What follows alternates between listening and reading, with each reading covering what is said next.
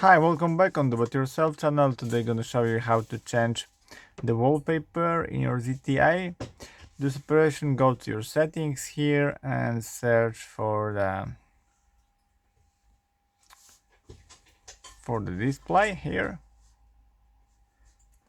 and search for the wallpaper here, and you can choose the gallery, live wallpaper or photos. Let's check out the gallery here. What we have here, we don't have anything, and the wallpaper.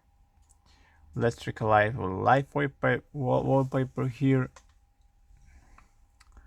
and choose face beam here, for example. Set wallpaper and let's have a look. It's look great, I think.